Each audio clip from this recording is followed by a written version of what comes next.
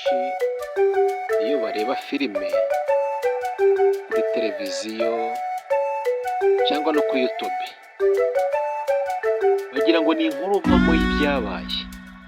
bitewe n'amarangamutima akenshi umukinnyi aba yagize ubwo yakinaga iyo nkuru bari kureba. Uburyo umukinnyi yisanishije n'inkuru akina kenshi yakina ababaye, benshi mu babireba usanga bababara aho byabaye bya nyabyo. Undi yakina ari umugome ugasanga benshi baramutinye ku buryo bashobora no guhura mu nzira bakirukanka, nyamara wa muntu ntabwo ari umugome, ni umuntu mwiza. Ahanini ni uko yashaka kwisanisha n'ibyo yakinaga umwanditsi yanditse. Ibi ni ibintu ubona avuga ntabwo nanabizi. Iyo rero umuntu abibonye ari kuri televiziyo cyangwa se kuri yabirebera no kuri telefone agira ngo kari akazi koroshye, agira ngo kubikora kubyuka mu gitondo ukagenda ugakina bigakunda. Akogeze niba kugambani kuriya gukina filime n'inzozi zanjye ntabwo ariko bigenda. Kugira ngo ugiye kuri urwo rwego bahetse kuvuga ko ruposa ari wa musha abantu publike kureba ngira ngo barabeshya. None nanjye nje amarangamutima wakinanye nabo bafate wose namuhitanye mu ruhe rwe gute ariko ibintu uvuga wanabisobanura ubundi isaba tuza bitandukanye, isaba bitandukanye ubundi iyo dosiye ubungeretse isamba ntukora muri umukino n'umuyobozi w'umudugudu n'umubi agasubiramo kenshi kugeza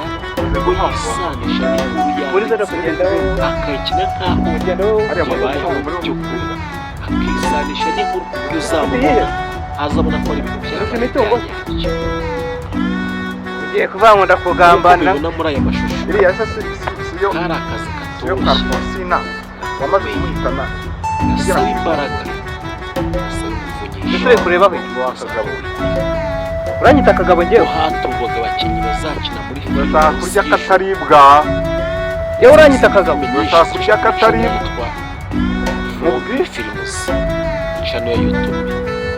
ntabwo byari byoroshye kuko nari ko tugiye kuvuga tukaganira ibintu hatorwagamo abakinnyi bashyashya. umugore wanjye waramukoye mbwira oya uravugisha waramukoye we waramukoye ngwiki waramukoye ubundi ko nakubonaga ngaho kagabo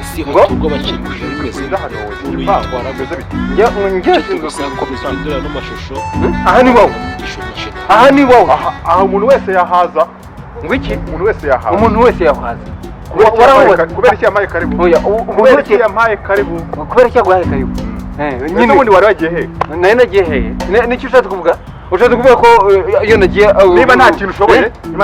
njyewe nta kintu ushoboye ninde wakubwiye ko nta kintu ushoboye yagiye kuma karibu njyewe ninde wakubwiye ko nta kintu ushoboye yagiye kuma karibu ninde wakubwiye ko nta kintu ushoboye oya reka kumbaze wa mugabo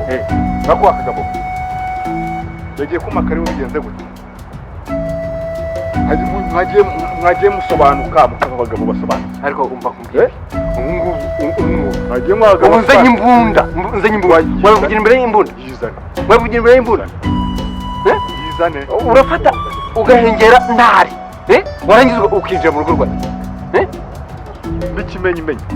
yamye ko umuca inyuma kubera nta kintu ushoboye ukigira ahandi ko nta kintu nshoboye